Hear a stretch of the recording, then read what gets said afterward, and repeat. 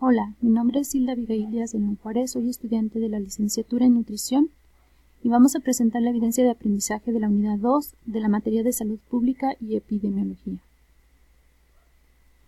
¿Qué es un factor de riesgo? Un factor de riesgo es una o más características que poseen una persona o determinado grupo de población, la cual los hace vulnerables a contraer determinada enfermedad o ser vulnerables ante determinado riesgo o riesgos. Estos pueden ser observables e identificables, lo que permite prevenir. Los factores de riesgo pueden ser específicos para un determinado daño, y este a la vez puede asociarlo o desencadenar una serie de daños. Dependiendo del factor de riesgo y su frecuencia es la asociación al daño y la posibilidad de prevenirlo. Ejemplo, el no llevar una dieta balanceada genera una posibilidad de riesgo mayor de diabetes a comparación del riesgo biológico por la genética que se hereda. ¿Qué tipo de factores de riesgo existen? Los factores de riesgo se clasifican en aquellos que pueden ser modificados, por ejemplo, la dieta, y los no modificables, por ejemplo, la genética del individuo.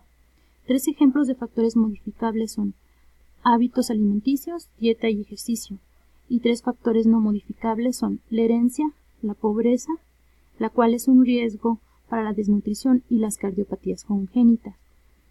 ¿Cuál es la importancia de los factores de riesgo en la población para la medicina preventiva? El conocerlos nos permite establecer medidas para anticiparnos a que determinada enfermedad aparezca o bien se complique trayendo con esto secuelas más graves que modificarían la calidad y esperanza de vida de la población. La importancia o valor del factor de riesgo para la medicina preventiva depende del grado de asociación con el daño a la salud, de la frecuencia del factor de riesgo en la población y de la posibilidad de prevenirlo.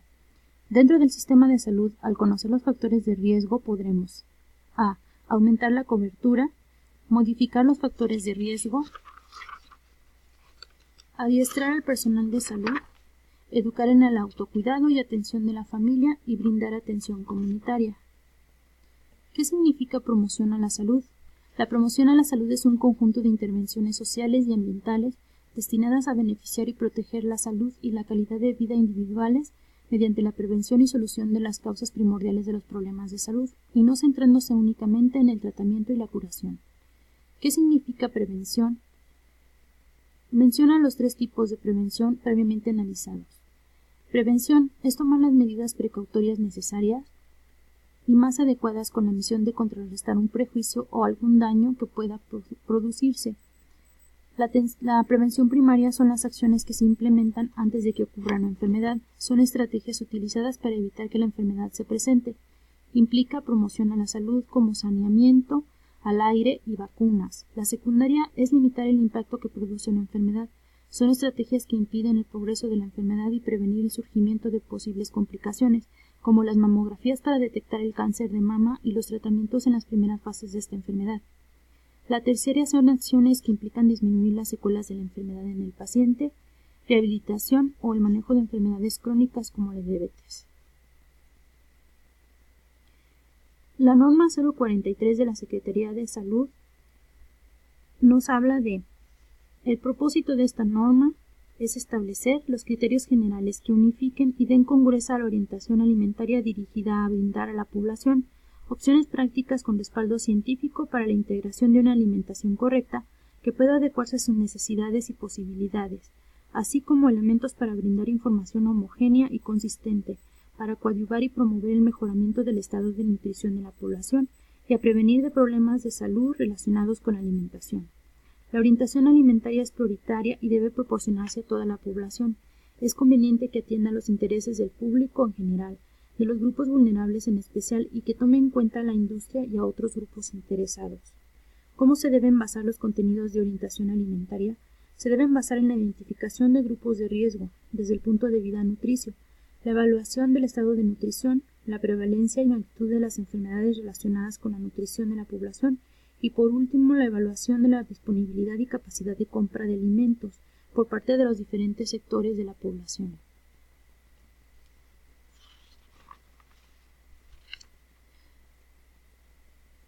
Criterios generales de la alimentación. Los alimentos se agruparán en 3 grupos: verduras y frutas, cereales y tubérculos, leguminosas y alimentos de origen animal. Al interior de cada grupo se deben identificar los alimentos y sus productos conforme al apéndice normativo A. Se debe promover el consumo de muchas frutas y verduras, de preferencia crudas, regionales y de la estación, que son fuentes de carotenos, de vitaminas A y C, de ácido fólico, de fibra dietética y dan color y textura a los platillos, así como de otras vitaminas y nutrimentos inorgánicos. Se debe recomendar el consumo de cereales, de preferencia integrales o sus derivados y tubérculos. Se destacará su aporte de fibra dietética y energía.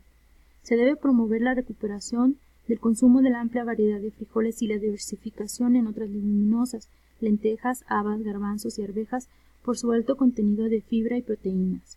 Se debe recomendar el consumo de carne blanca, el pescado y aves asadas por su bajo contenido de grasa saturada y de preferencia consumir el pollo sin piel.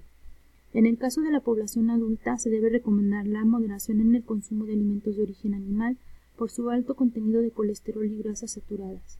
Se debe informar sobre las ventajas y la importancia de la combinación y variación de los alimentos. Se debe recomendar que en cada tiempo de comida se incluyan alimentos de los 3 grupos. Se hará énfasis en las combinaciones de alimentos que produzcan un efecto sinérgico entre sus nutrimentos, aumenten su rendimiento o su disponibilidad. Se debe destacar la importancia de combinar cereales con leguminosas, ya que esto mejora la calidad de sus proteínas. Se debe recomendar la combinación de alimentos fuentes de vitamina C con alimentos que contengan hierro.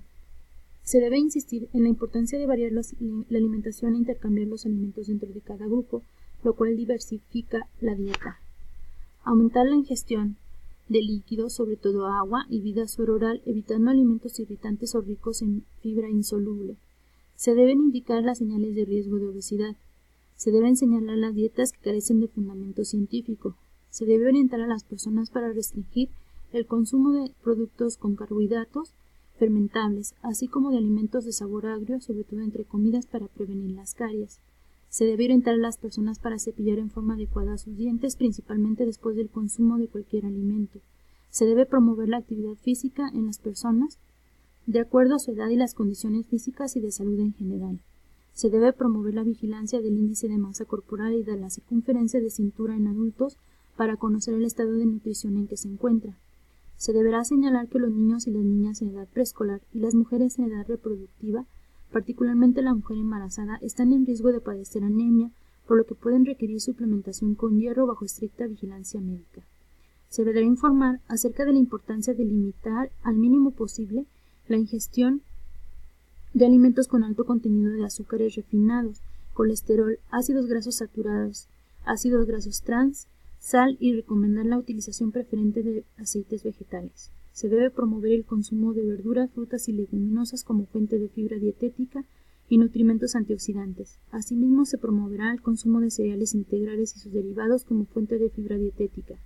Se debe promover el consumo de alimentos que sean fuentes de calcio, como tortilla de nixtamal, lácteos, charales y sardinas, entre otros.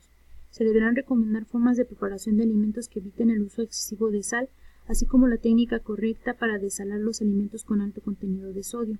Se deberá informar la conveniencia de limitar el consumo de alimentos ahumados que contengan nitritos y nitratos, y de alimentos directamente preparados al carbón o leña. Se deberá informar y sensibilizar acerca de la importancia del papel socializador de la alimentación, dándole el justo valor a la familia de su entorno social y cultural del individuo o grupo. Se deben indicar los factores de riesgo y los signos de alarma de la desnutrición.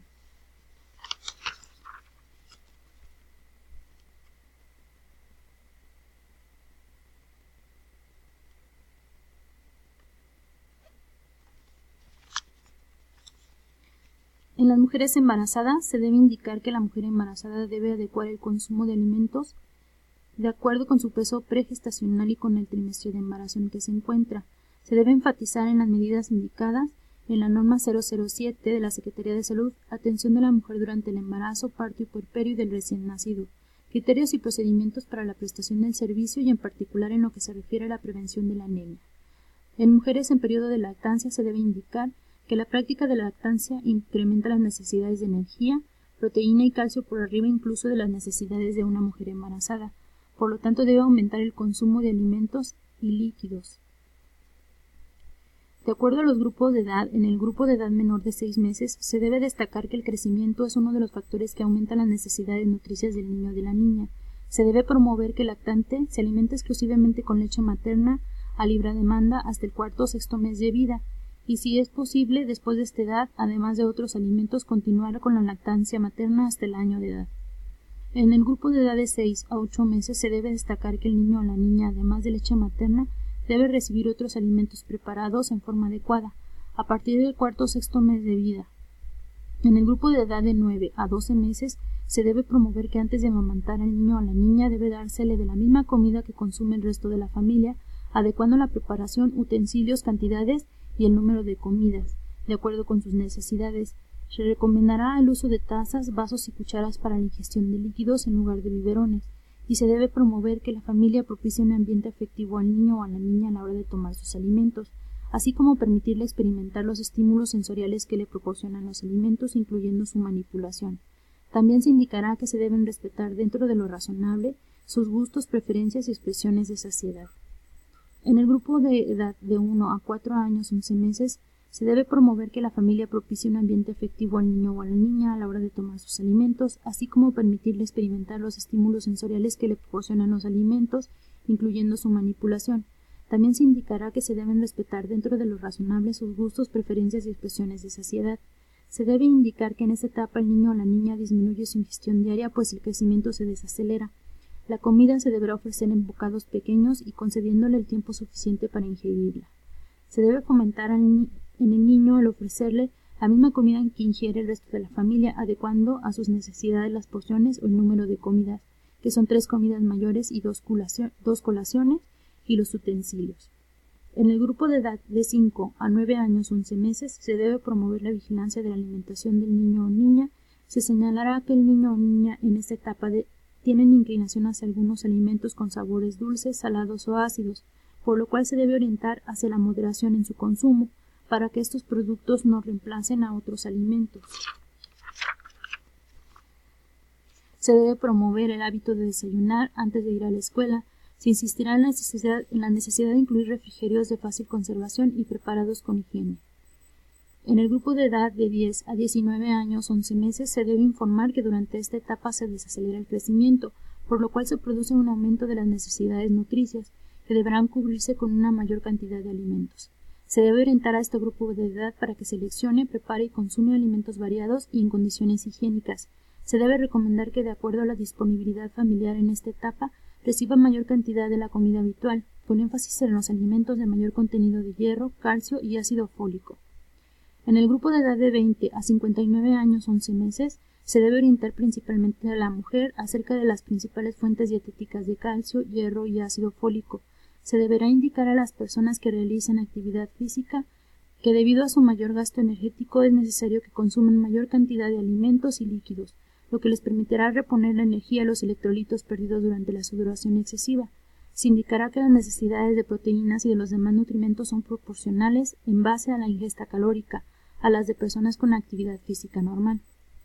El grupo de edad de 60 años y más se debe indicar que a pesar de que este grupo de edad suele requerir menor cantidad de energía, con frecuencia la alimentación es insuficiente o inadecuada, por lo cual está en riesgo de desnutrición u obesidad. Se debe considerar que en este grupo de edad generalmente la actividad física disminuye de manera importante, por lo que es necesario adecuar la ingesta al gasto energético para evitar problemas de sobrepeso y riesgos de obesidad. Esta es mi presentación y muchas gracias por su atención.